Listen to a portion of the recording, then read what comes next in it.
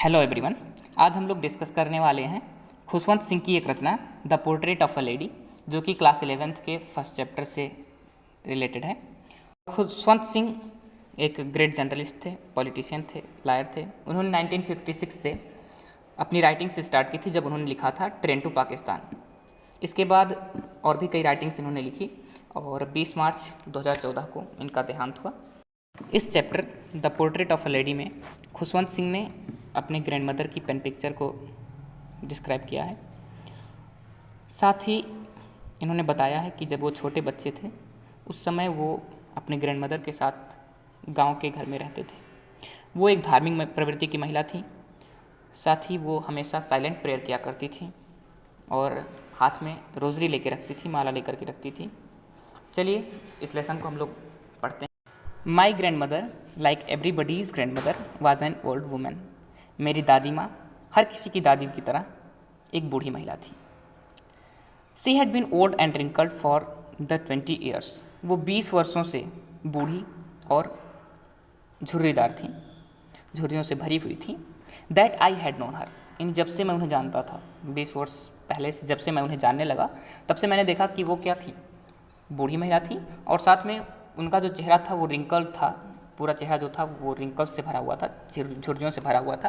People said that she had once been young and pretty and had even had a husband, but that was hard to believe.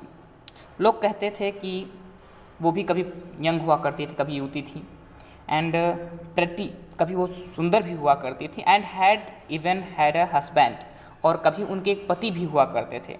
But लेकिन that was hard to believe, लेकिन ये विश्वास करना काफ़ी मुश्किल था।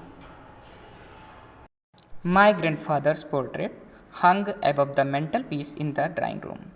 मेरे दादाजी का चित्र अंगीठी के ऊपर, above the mantelpiece in the drawing room, drawing room में अंगीठी के ऊपर लटका हुआ था। ही वोर अ बिग टर्बन। उन्होंने एक बड़ी सी पगड़ी पहनी हुई थी, एंड लूज फिटिंग क्लॉथ्स और ढीले ढाले कपड़े पहने हुए थे। His long white beard covered the west part of his chest. उनकी लंबी और सफ़ेद दाढ़ी ने उनके चेस्ट के बड़े से भाग को कवर करके रखा हुआ था। And he looked at least 100 years old. और कम से कम वो 100 साल के दिखाई देते थे उसमें, उस पोर्ट्रेट में। He did not look the sort of person who would have a wife और children. He looked as if he could only have lots and lots of grandchildren. उस चित्र में भी वो उस तरीके के लोगों की तरह नहीं दिखते थे जिनके पास पत्नी हो और बच्चे हों। वो ऐसे दिखते थे जिनके केवल और केवल बहुत से पोते और पोतियां हों। As for my grandmother being young and pretty the thought was almost revolting. जहाँ तक मेरे दादी माँ के यंग और प्रेटी होने का सवाल है, जहाँ तक मेरी दादी माँ के जवान और सुंदर होने की बात है, the thought was almost revolting. लगभग ये बात घृणास्पद है। She often told us of the games she used to play as a child. वो प्रायः हमको बताती थी, ऑफन मतलब प्रायः, वो ऑफन हमें बताती थी कि जो गेम्स वो खेला करती थी बचपन में, उन गेम्स के बारे में वो हमें बताया करती थी। दैट सीम्ड क्वाइट एब्सर्ड, जो काफ़ी बेतुका लगता था, क्वाइट एब्सर्ड काफ़ी बेतुका लगता था, एंड अनडिग्निफाइड और असभ्य भी लगता था ऑन हर पार्ट, उनकी तरफ से। एंड वी ट्रीटेड इट, हम इसके साथ ऐसा व्यवहार करते थे, like fables of the prophets she used to tell us. जैसे कि वो हमें धर्मों गुरुओं के बारे में जो कहानियाँ सुनाया करती थी, ऐसे ही हम इनकी कहानियों को भी मानते थे। यानी जब वो बताती थी कि मैं क्या क्या खेलती थी, खेलने के बारे में जब वो बताती थी, तब भी हम उन बातों को भी ऐसे ही लेते थे जैसे वो धर्मगुरुओं के बारे में कहानियाँ, प्रॉफिट्स के बारे में जो कहानियाँ सुनाया करती थी, उसी तरह से हम इन बातों को भी लेते थे। She had always been short and fat and slightly bent. वो सदैव से छोटी, मोटी और थोड़ी सी झुकी हुई थी। Her face was a criss cross of wrinkles. उनके चेहरे पर झुर्रियाँ पड़ी हुई थी। Running from everywhere to everywhere, जो एक दूसरे को काटती हुई कहीं से कहीं जाती थी। नो वी वर सर्टेन, हमें विश्वास था, we were certain she had always been as we had known her. वो सदैव से ऐसी ही थी जैसे हम उन्हें देखते हैं। ओल्ड, बूढ़ी, सो टेरिबली ओल्ड, इतनी ज़्यादा बूढ़ी that she could not have grown older, जिससे वो बूढ़ी नहीं हो सकती थी और ज़्यादा बूढ़ी नहीं हो सकती थी, and had stayed at the same age for 20 years, और उसी स्टेज पर वो रुकी हुई थी कब से, लगभग 20 सालों से। She could never have been pretty, वो कभी भी सुंदर नहीं हो सकती होंगी, but she was always beautiful, लेकिन वो हमेशा सुंदर थी।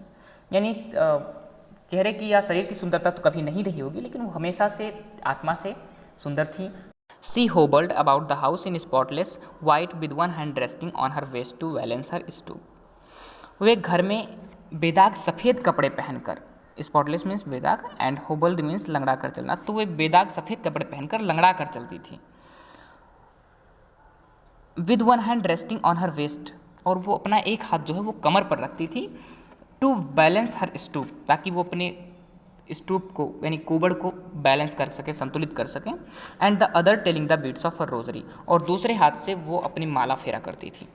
हर सिल्वर लॉक्स वर स्कैटर्ड अनटिडली ओवर हर पेल पकर्ड फेस, उनके जो सिल्वर लॉक्स थे, लॉक मीन्स यहाँ पे बाल है, वो फैले हुए थे, स्कैटर्ड थे, अनटिडली यानी अव्यवस्थित रूप से, ओवर हर पेल पकर्ड फेस, उनके फीके और सिकन वाले यानी झुर्रीदार चेहरे पर वो फैले हुए थे, and her lips constantly moved in inaudible prayer, और उनके जो लिप्स थे वो लगातार मूव कर रहे थे। किसमें मूव कर रहे थे? वो प्रेयर कर रहे थे। कैसा प्रेयर? अनऑडिएबल था, यानी ऐसा प्रेयर था जिसको हम सुन नहीं सकते थे, तो वो मन ही मन अपना प्रेयर कर रही थी और होठ उनके हिल रहे थे।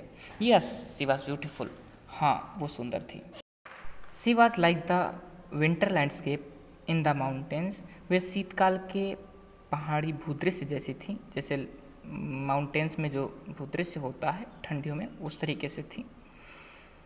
An expense of pure white serenity, एक स्वच्छ श्वेत शांत फैला हुआ क्षेत्र, ब्रीदिंग पीस एंड कंटेंटमेंट, जहाँ पर काफ़ी शांति थी, पीस था और कंटेंटमेंट था, जहाँ संतोष भरा पूरा इन्वायरमेंट था।